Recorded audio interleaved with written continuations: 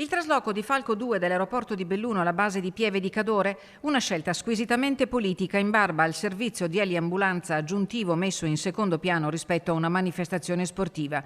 Si commenta così, a denti stretti e con tanta rabbia in corpo, lo spostamento, sia pur temporaneo, di Falco 2 a Pieve di Cadore per il concomitante svolgimento del trofeo internazionale di paracadutismo al Dell'Oro.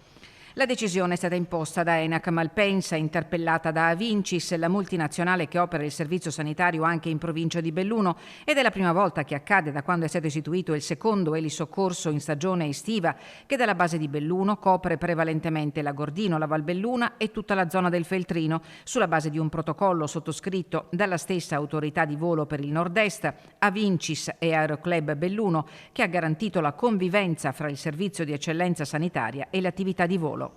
La notizia dello spostamento di Falco 2 è arrivata tra capo e collo, stupefatti tutti i soggetti coinvolti a vario titolo nell'attività di soccorso. Una decisione che ha dell'incredibile, perché in termini di pianificazione e programmazione evidentemente non è stato raggiunto l'obiettivo, posto che si sapeva da un anno sia che c'era l'elicottero sia che ci sarebbe stata la manifestazione sportiva. Fino all'anno scorso la convivenza è stata possibile, quest'anno pare per la modifica degli assetti. Avincis avrebbe preteso lo spostamento della gara internazionale di paracadutismo e così i paracadutisti, pur avendo in ogni caso la precedenza sul volo sanitario, hanno interpellato il sindaco Oscar De Pellegrin, che si è rivolto direttamente al commissario dell'ULSS 1 Giuseppe Dalben.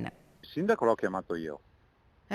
Perché quelli dell'elicottero inizialmente sono venuti qui a dirci che noi volevano che noi andassimo via di qua. Abbiamo fatto 100.000 relazioni perché da produrre Enac per la convivenza come tutti gli anni.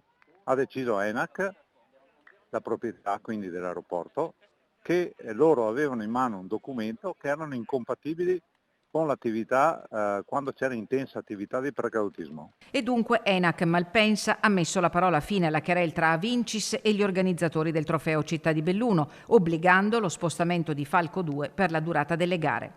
Una vicenda controversa e paradossale che lascia in più di qualcuno l'amaro in bocca. Il fatto che sia intervenuto direttamente il sindaco e ho come posso dire, contezza che sia veramente successo così col direttore generale, lascia ancora più basiti, perché fa comprendere come il sindaco della città di Belluno, autorità sanitaria, prima autorità sanitaria della nostra comunità, evidentemente predilige il paracadutismo rispetto a un servizio di elisoccorso efficace e efficiente nella propria città.